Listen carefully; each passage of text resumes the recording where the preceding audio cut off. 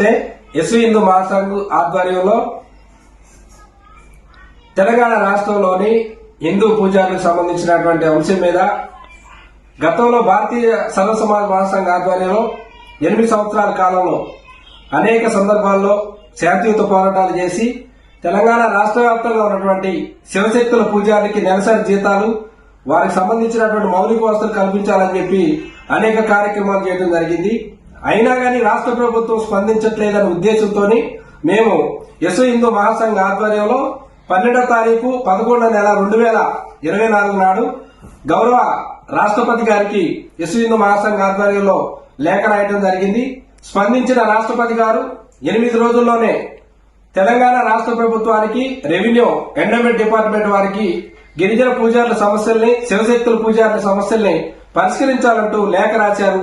రాష్ట్రపతి గారికి మరోసారి ఎస్వి హిందూ పరిషత్ తరఫున ప్రత్యేక ధన్యవాదాలు తెలియజేస్తూ, అదే క్రమంలో గతంలో కూడా తెలంగాణ రాష్ట్ర వ్యాప్తంగా ఉన్నటువంటి 5 జిల్లాలు, ఖమ్మం జిల్లా, కొత్తగూడెం జిల్లా, మహబూబాబాద్ జిల్లా, ములుగు జిల్లాలకు సంబంధించి ఇల్లు లేనటువంటి నిరుపేదల జాబితా 36,000 మంది నిరుపేదల జాబితా తయారు చేసి భారతీయ సర్వ సమాజ్ మహాసంఘ ఆధ్వర్యంలో రాష్ట్రపతి గారికి పంపించడం జరిగింది.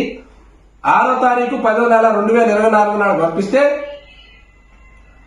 12వ తారీఖు 10వ నెల 2024 నాడు అంటే 6 రోజుల్లోనే మాకు న్యాయం జరిగేలాగా రాష్ట్రపతి గారు ఆ విషయాన్ని కూడా గవర్నమెంట్ దృష్టికి, తెలంగాణ చీఫ్ సెక్రటరీకి, గవర్నమెంట్ కి లెటర్ రాశారు. ఈ 2 విషయాల్లో అంటే పక్కా ఇళ్ల విషయంలో, శివశక్తుల పూజారుల విషయంలో భారత రాష్ట్రపతి గారు స్పందించి మాకు న్యాయం చేసే విధంగా గవర్నమెంట్ కి లేఖ సిఫార్సు చేసినందుకు మరోసారి రాష్ట్రపతి గారికి, ఈ విషయానికి మాకు సహకరించినటువంటి ఉత్తరప్రదేశ్ భారతీయ జనతా పార్టీ ముఖ్యమంత్రి వర్యులు యోగి ఆదిత్యనాథ్ గారికి, అదేవిధంగా భారత ప్రభుత్వ అడ్వైజరు, భారతీయ సర్వ సమాజ్ మహాసంఘ్ జాతీయ అధ్యక్షులు గౌరవనీయులు రామ్ కుమార్ వాలియా గారికి ప్రత్యేకంగా ధన్యవాదాలు తెలియజేస్తున్నాను. నమస్తే.